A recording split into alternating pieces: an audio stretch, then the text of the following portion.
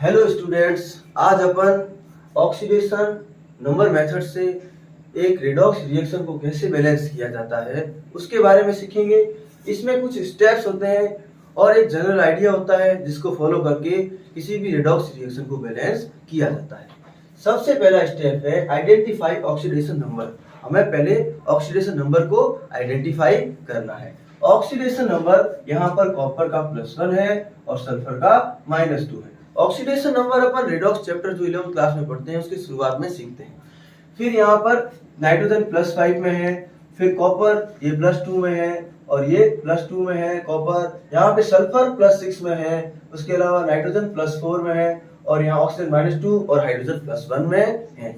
Second step इसका है oxidation और रिडक्शन हाफ से है उनको अलग अलग करना।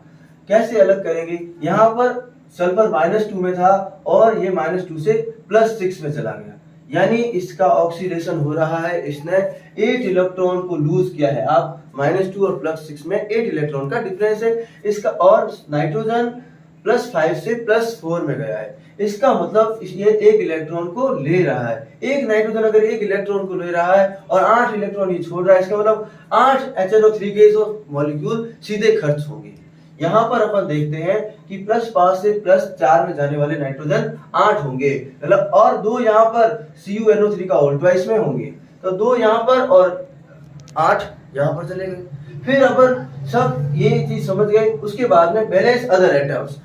अब दूसरे जो एटम्स है, यहाँ कॉपर को देखते हैं। यहाँ कॉपर 2 है, यहाँ कॉपर 2 है, यहाँ सल्फर 1 है, यहाँ सल्फर 1 है, इससे हमें कोई फर्क नहीं पड़ रहा। फिर नाइट्रोजन को देखते हैं, नाइट्रोजन 5 और इधर +5 से जा रहा है +4 में, तो यहाँ पर 8 नाइट्रोजन का पता तो लग चुका है और 2 ये 10। अब अपन और यहाँ पर लगाएंगे HNO3 के कुछ और मॉलिक्यूल भी खर्च होंगे, क्योंकि यहाँ H2O भी तो है। H2O को बैलेंस करने के लिए मैं एक बार 10 तो सीधा लग गया है, 10 तो सीधा लग गया है, तो समझ में आया कि 2 नाइट्रोजन यहाँ से लगे और 8 यहाँ से लगे, ये सीधा समझ में आ गया।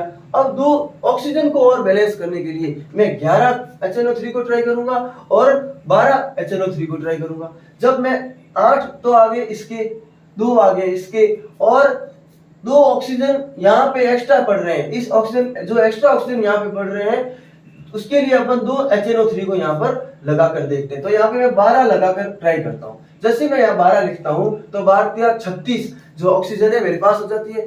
36 ऑक्सीजन होती है। इसको बैलेंस करने के लिए फिर मैं यहाँ पे जब 12 HNO3 यहाँ लिखूंगा तो यहाँ पर हाइड्रोजन जो 12 हो गया, इसको 12 करने के लिए मुझे 6 से मल्टीप्लाई करना पड़ेगा, तो यहाँ पे 12 तो HNO3 के मॉलिक्यूल खर्च होंगे। उसके अलावा 6 जो इसके H2O के अणु बनेंगे और NO2 के जो मॉलिक्यूल्स है वो 10 प्रोड्यूस यहाँ पर NO2 हो गए, क्योंकि 12 यहाँ लगे, 12 में से 2 यहाँ से लगे नाइट्रोजन, फिर पीछे कितने बचे, तो 10, तो 10 यहाँ पे खर्च हुए। और फिर बाद में देखा जहाँ 10 लगाता हूँ और यहाँ 12 लगाता हूँ तो यहाँ पर जो बचा ऑक्सीजन है वो भी बैलेंस हो जाता है। तो नेट जो रिएक्शन आती है, जो 12 HNO3 के मॉलिक्यूल खर्च हो रहे हैं, उसके अलावा 10 NO2 के बन रहे हैं और 6 H2O के मॉलिक्यूल बन रहे हैं। अब जो ये क्वेश्चन है एग्जाम में जब आता है तो ये इतना बड़ा जो हर्डल हमारे लिए नहीं रह जाता है, क्योंकि जब नीट में ऐसा क्वेश्चन आएगा तो वो आपसे यहाँ पे XYZ लिख के पूछेगा। XYZ लिख के पूछेगा तो आप हिट एंड ट्रायल मेथड में इसको पहले 10 यहाँ पे रखोगे आगे, तो जैसे ही यहाँ 10 आगे रखोगे तो आपको ऑटोमेटिकली पता चल जाएगा। इसलिए नीट एग्जाम में इसके क्वेश्चन के आने की संभावना कम है, और जब ये नीट एग्जाम में आ गया तो ये क्वेश्चन बहुत ज्यादा क्या हो जाएगा, इजी। फिर आपको इन सारे स्टेप्स की जरूरत ही नहीं पड़ेगी, क्योंकि आप यहाँ रखोगे और आपके आंसर्स आपको मिल जाएंगे। ये बहुत कठिन नहीं है, और अगर कोई व्यक्ति नीट की तैयारी कर रहा है तो उसे सारे स्टेप्स याद करने की जरूरत नहीं है। जब अपन 11th क्लास का क्वेश्चन सॉल्व करते हैं तो अपन इस रिएक्शन को बैलेंस करते हैं। जनरली जो सारे के सारे एग्जांपल्स हैं वो हमारी क्लास 11th की बुक में